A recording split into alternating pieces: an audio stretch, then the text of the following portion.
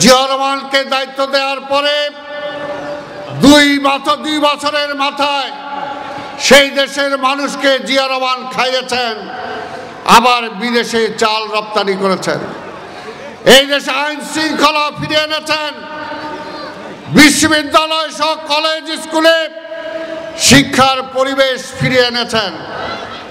এবং তিনি যে কথা বলেছিলেন তার কথা অনেকে টুইস্ট করতে চায়। বলেছিলেন মানি ইজ নো প্রবলেম, কথাটা তো সত্য।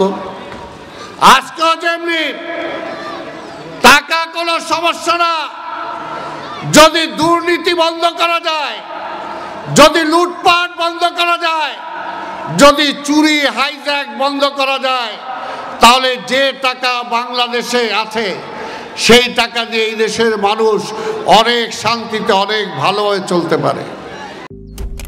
মালয়েশিয়ান প্রযুক্তিতে তৈরি অত্যাধুনিক cleaning machine modern vacuum cleaner যে কোনো ধরনের ধুলো ময়লাকে পরিষ্কার করে ঘরকে করে তুলুন চকচকে ও আকর্ষণীয়। Modem, brand of luxury. Zia Rahman যখন রাষ্ট্রের দায়িত্ব নেয় তখন এই দেশ চলছিল না, মানুষ খাবার পাচ্ছিল না, পরনে কাপড় ছিল না, সেনাবাহিনীতে ডিসিপ্লিন ছিল না, কাউন্টার হচ্ছিল। এই যে পুলিশ তাদেরকে হাফ প্যান্ট পরে লাঠি হাতে ধরায় দেওয়ার মতো অবস্থা হয়েছিল। শিক্ষাঙ্গনে কোনো পড়াশোনা ছিল না, কোথাও কোনো ডিসিপ্লিন ছিল না আওয়ামী লীগের লুটতরাজের কারণে। ধুলো ময়লা ও ক্ষতিকর ধূলিকণা থেকে নিমিষেই মুক্তি দেয় চৌধুরী এয়ার পিউরিফায়ার। এর শক্তিশালী সাকশন ঘরের কোনায় কোনায় লুকিয়ে থাকা সকল ধুলা টেনে ফিল্টার করে এবং বের করে আনে নির্মল ও স্বাস্থ্যকর হাওয়া।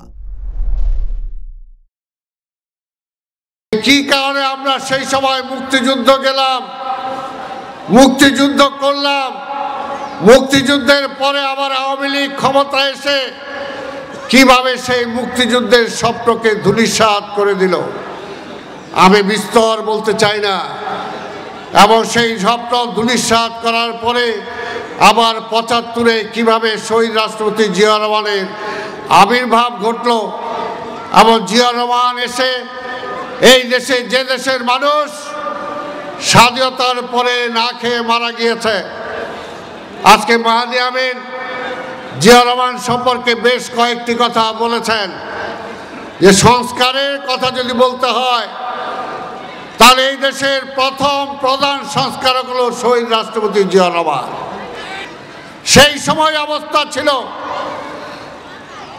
লুটপাট, নির্যাতন, সেটাই ছিল সেই সময়। আমরা দেখেছি পল্টনে মাওলানা ভাসানী দাঁড়িয়ে বলেছিলেন, মুজিব তোমার ছাত্রলীগ যুবলীগ তোমার লাল বাহিনী নীল বাহিনী থামাও, এরা দেশটাকে লুটেপুটে খেয়ে ফেলল। তখন আওয়ামী লীগের নেতারা বলেছিলেন, আমার নেতা কর্মীরা এত কষ্ট করেছে, এত জেল খেটেছে, না হলে কিছু খাইলই। ওই যে বলছে কিছু খাইলই, দেশও খায় ফেলছে, শেখ মুজিবুরও খায় ফেলছে।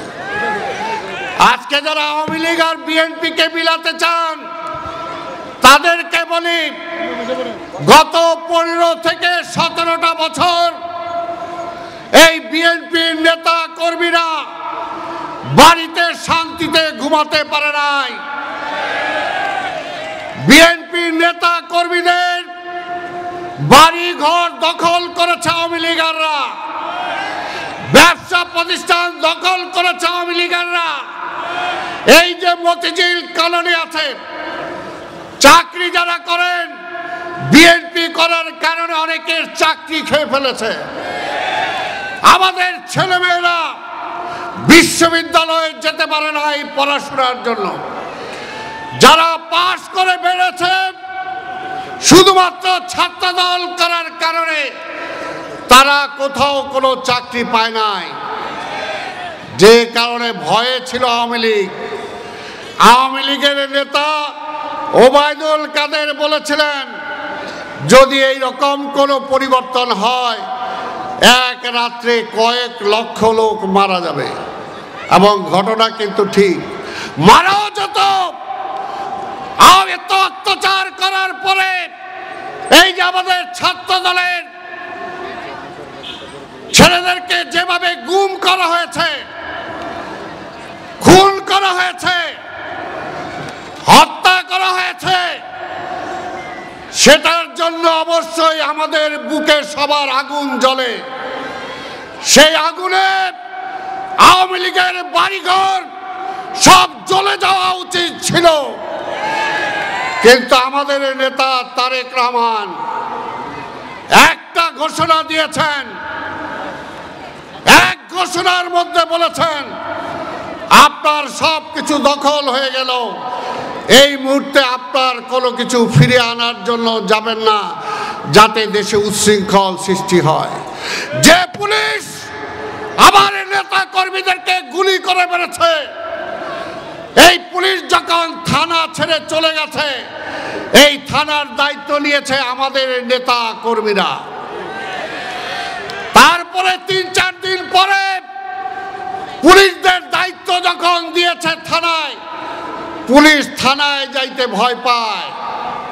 আমাদের নেতা কর্মীরা, সেই পুলিশ যে পুলিশ গুলি করে আমাদের কর্মীদের হত্যা করেছে, আমাদেরকে আহত করেছে, এই মির্জা আব্বাসের মিছিলে ৬ থেকে ৭ জনকে হত্যা করেছে, সেই পুলিশদেরকে আমরা পাহারা দিয়েছি।